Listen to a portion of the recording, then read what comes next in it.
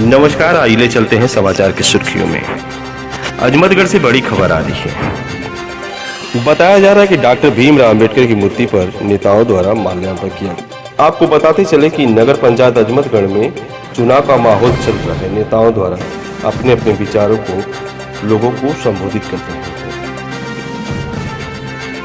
देश के प्रथम कानून मंत्री रहे अब डॉक्टर अंबेडकर को कौन नहीं जानता।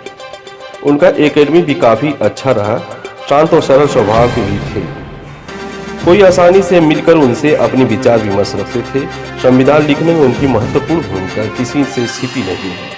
आजादी के बाद सरकार में रहकर उन्होंने कई महत्वपूर्ण काम किए। सर्व समाज के लिए निरंतर किसी स्वार्थ के चलना उनकी आदतों में नहीं था।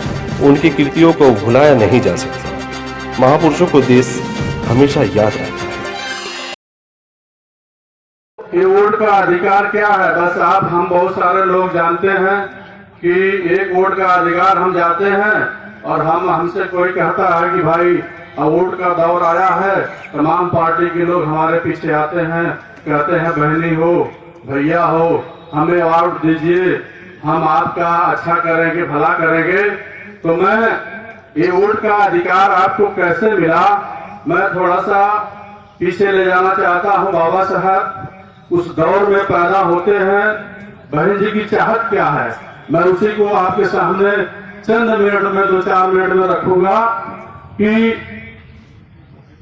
बाबा साहब उस दौर में पैदा होते हैं जब हमारी जिंदगी एक जानवरों जैसी थी। हमारे यहाँ पर तमाम सीनियर साथी हैं, वो जानते हैं बाबा साहब उसी दौर में पढ़ते लिखते हैं और दुनिया के सबसे महान व्यक्ति बनते हैं। तो इस देश के अंदर में, भारत जैसे देश में अंग्रेजों का हुकूमत होती है। बाबा साहब आप जैसे तमाम पिछड़े वर्ग के लोगों का, अकलियत के लोगों का, दलितों का मान सम्मान बढ़ाने के लिए, उनके अधिकार की मांग करने के लिए बाबा साहब लंदन में एक गोलमेज सम्मेलन होता है, वहां पहुंचते हैं और बाबा साहब आपके तकलीफों का कैसे बयान करते हैं, मैं चंद शब्दों में कहना चाहूंगा। बाबा साहब को जब अवसर मिलता है, बाबा साहब कहते हैं कि भारत जैसे देश में अंग्रेजी हुकूमत शासन कर रही है, वहां पर एक ऐसी जमात है जो दूसरे के खेतों में काम करती है, लेकिन उसको खुद और उसके बच्चे आधे पेट खा के सोते हैं। उस देश में ऐसी जमात है जो लोगों को कपड़ा दे करके पहनाने का काम करती है, कपड़ा बुनने का काम करती है, लेकिन उसके और उसके बच्चे हैं भारत जैसे देश में जो लोगों को बड़े बड़े मकान बना के देते हैं, लेकिन उन लोगों को घास फूस की मंडई नसीब नहीं है। मैं चाहता हूं कि ये बहुत ब्रिटिश सरकार अपने आप को दयालु कहती है। मैं चाहता हूं कि उनकी दुख और दरिद्रता मिटाने के लिए यह सरकार कुछ करे। अंग्रेजी हुकूमत कहती है कि भीमराव अंबेडकर जी आप बताओ कि हम क्या कर सकते। होने वाली है, आप मात्र एक वोट सबको देने का अधिकार दे दीजिए। उस वोट के अधिकार से अपनी दशा और दिशा को लोग बदल लेंगे।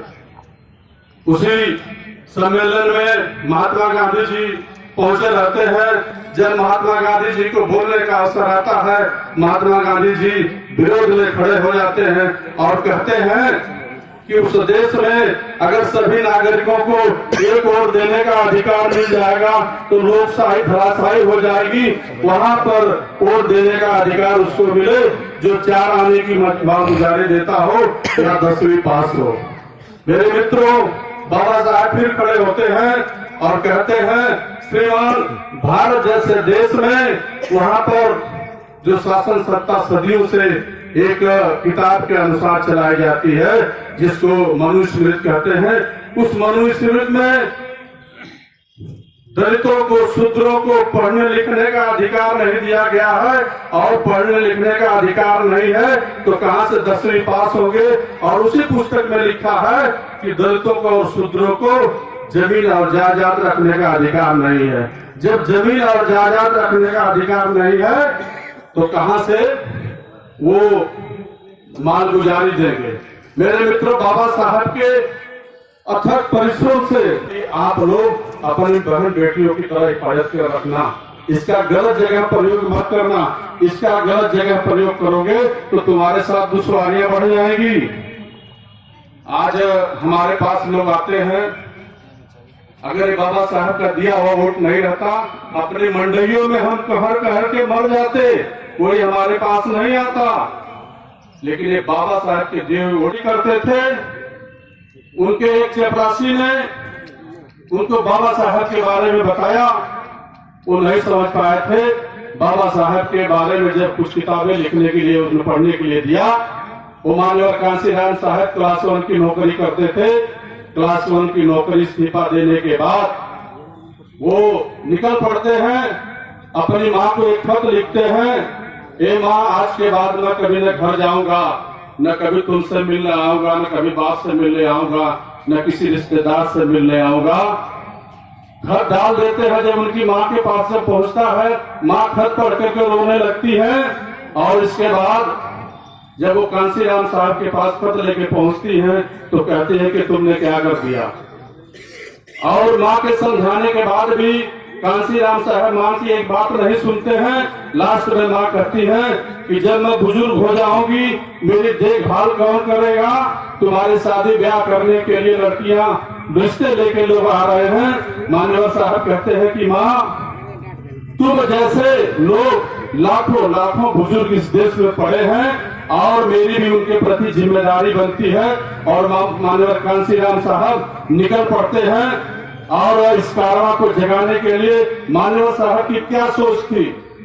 गांव गांव जाते हैं, वो सत्ता की भूख पैदा करते हैं। आज हमारे कोई बीच में आता है, अपने वोट हम उसको दे देते हैं। मान्यवर साहब ने हमारे अंदर सत्ता की भूख पैदा करने के लिए क्या कहा और क्या उन्होंने किया? कहा कि जिस तरह से तुम्हारे भूख पैदा हो देने वाले तथागत गौतम बुद्ध जी, भारत को एक सुंदर सा संविधान देने वाले भारत रत्न बोधिसत्व बाबा साहब डॉक्टर बी.आर. अम्बेडकर और हम जैसे लोगों को एक सुंदर सा मंच देने वाले बहुजन समाज पार्टी के जनक एवं संस्थापक मानव श्री कांशीराम साहब के चरणों में सदा का आशीर्वाद अर्पित करते हुए बहन जी जो बहुजन समाज पार्टी की राष्ट्रीय अध्यक्ष है, उनकी नीतियों में विश्वास करते हुए आज नगर पालिका अजमतगढ़ के झारखंडी के पावन सरजमी पर हम लोगों के बीच में उपस्थित है मुख्य अतिथि के रूप में, जिसके पहले जिलाध्यक्ष आजमगढ़ के हुआ करते थे, आज मंडल जोन इंचार्ज हैं श्री चेतई राम जी। आजमगढ़ जनपद के बहुत ही शानदार करवटी जिला अध्यक्ष श्री अरविंद कुमार जी, सर्व विधानसभा के सम्मानित विधानसभा अध्यक्ष श्री डी विमल जी और बहन जी के द्वारा सर्व विधानसभा के जिला सचिव के रूप में लगाए गए श्री रमाकांत चौहान जी, श्री नागेंद्र सिंह जी इस मंच पर उपस्थित है। हमारे समय में भी बीएसपी के साथ रहने का काम करेंगे, तो यही साथी कह देते हैं हाँ बहुत ही पुराने वर्कर हैं, बीएसपी के मूवमेंट को आगे बढ़ाने में लगे हुए हैं। तो अगर गलत प्रत्याशी को टिकट मिल जाता है तो ये हमारे कुछ पदाधिकारियों का भी दोष है। साथियों, इसलिए आप देखे होंगे कि बहुजन समाज पार्टी किसी धन्ना सेठों से, किसी उद्योगपतियों से, किसी टाटा बिरला अंबानी के बदौलत चंदा नहीं लेती है। जो हमारे कार्यकर्ता साथी है, जो हमारे पदाधिकारी साथी है, जो वर्कर साथी है, जो चुनाव लड़ने वाले साथी है, इन्हीं से चंदा लेकर बीएसपी के कारवां को आगे बढ़ाने का काम किया जाता है। लेकिन हम उद्योगपतियों से चंदा इसलिए नहीं लेते हैं कि अगर हमारी सरकार बन गई तो उनका इशारा भी मानना पड़ेगा। सहारा हम ले रहे हैं तो इशारा भी मानना पड़ेगा। इसलिए इन धंधा सेठों से बहुजन समाज पार्टी कभी चलता नहीं रहती है। हमारे पदाधिकारी साथियों को भी सीख लेने की जरूरत है। उन साथियों को भी सीख लेने की जरूरत है जो कुछ प्रत्याशी के साथ जो नए आते हैं, जिनके मिशन से कोई मतलब नहीं होता है, कुछ हासिल करने के लिए उनके पीछे पीछे लग जाते हैं और वह भी उन्हीं की पैरवी करते हैं। यह नहीं देखते हैं क्या हमारे मूवमेंट को आगे बढ़ाने में उनका सहयोग रहेगा, बहन जी को मुख्यमंत्री बनाने में उनका सहयोग रहेगा, क्योंकि यह चुनाव आने वाले विधानसभा का चुनाव, आने वाले लोकसभा के चुनाव की आगाज है। हम ऐसे ही साथियों को आगे करें जो विधानसभा के चुनाव में भी हमारा साथ दे, लोकसभा के चुनाव में भी हमारा साथ दे। हमारे पदाधिकारी साथियों से मेरा यह निवेदन है कि ऐसे ही प्रत्याशी साथियों को आगे बढ़ाने का काम करें। साथियों, बीएसपी के में आने के लिए, बीएसपी का प्रत्याशी बनने के लिए क्यों लालायित है? क्योंकि हर जगह, चाहे ग्राम हो चाहे कस्बे हो, हर जगह बहुजन समाज पार्टी के मानने वालों की संख्या बहुत ज्यादा है, आबादी के हिसाब से बहुत ज्यादा है।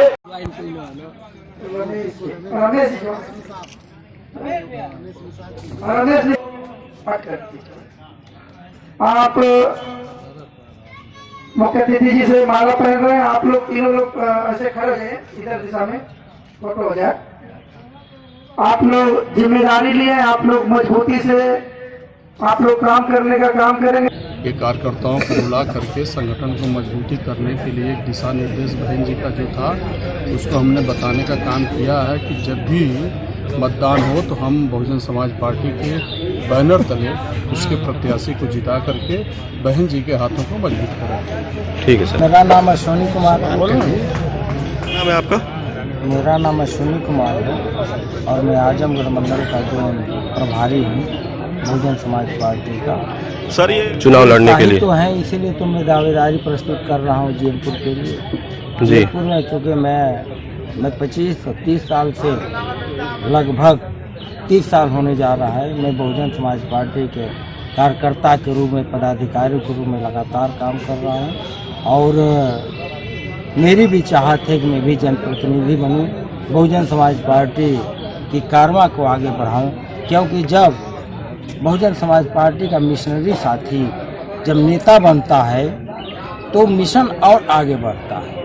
अगर हम ऐसे लोगों के हाथों में अगर हम कारवा सौंप देते हैं जो नेता नहीं है, बीएसपी के मूवमेंट को नहीं जानता है, वो चुनाव जीतने के बाद भी वो मूवमेंट का काम नहीं करता है, दलितों, पिछड़ों, अल्पसंख्यकों का, सामान्य जात के सभी ऐसे वर्गों का काम नहीं करता है जो देश हित में हो, वो छोड़ देता है। जब बीएसपी का वर्कर चुनाव जीतेगा तो बहुजन समाज पार्टी मजबूत होगी, बाबा साहब का मिशन मजबूत होगा, मानवर श्री कांसी राम का जो सपना है वह मजबूत होगा।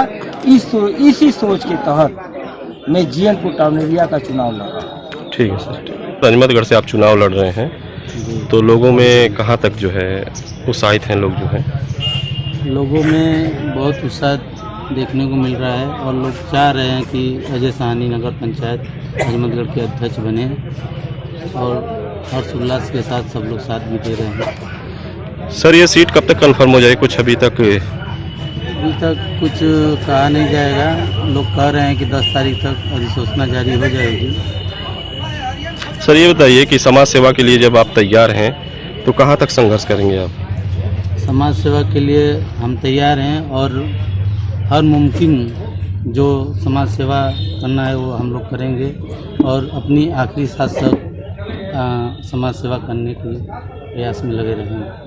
ठीक है सर। ठीक है जी। सर, क्या नाम है आपका? जी, मेरा नाम शाबान अंसारी है। आज हम लोग देखें कार्यक्रम कुछ बहुजन समाज पार्टी का हो रहा था, तो इसके बारे में क्या कहेंगे आप? जी सर, जैसे आगामी चुनाव नगर निकाय का अजमतगढ़ का, इसी के उपलक्ष्य में ये मीटिंग, कार्यकर्ता मीटिंग रखी गई थी। तो आपने क्या सोचा है यहाँ के चुनाव के बारे में? यहाँ के चुनाव के देखिए सर, मैं खुद दावेदार हूँ और लोग बहुजन समाज पार्टी से आप चुनाव लड़ेंगे चेयरमैन पद के लिए? जी, बैकवर्ड सीट हुई तो मैं खुद दावेदार हूँ। अगर सर मान लीजिए चेयरमैन आप हो जाते तो सिर्फ ये नगर का कहाँ तक सहयोग करेंगे आप? जी सर, मैं तो ये किसी से कंपटीशन नहीं करूँगा कि मैं ये कर दूँगा वो कर दूँगा, लेकिन जो भी करूँगा बहुत अच्छा करूँगा। आपके कहने का मतलब कि जहाँ तक हो सकता है मैं लड़ाई लूंगा। बिल्कुल लूँगा। और सर क्या कहेंगे इसके बहुजन समाज पार्टी के बारे में क्या कहेंगे, जो आज लोग सभी लोग साथ में संगठित थे आप, उसके बारे में क्या कहेंगे? जी, ये हमारे सभी सहयोगी साथी थे, ये सभी लोग बहुजन समाज पार्टी को आगे बढ़ाने का काम कर रहे हैं और जहाँ तक कि ये कंधे से कंधे मिलाकर संघर्ष कर रहे हैं और आने वाले चुनाव में ये लोग हमारा साथ देंगे। जो भी प्रत्याशी इस नगर पंचायत से आएगा उनका साथ देंगे और बहन जी के हाथों को मजबूत करेगा और बहुजन समाज पार्टी को आगे बढ़ाने का काम करेगा। ठीक है सर, धन्यवाद।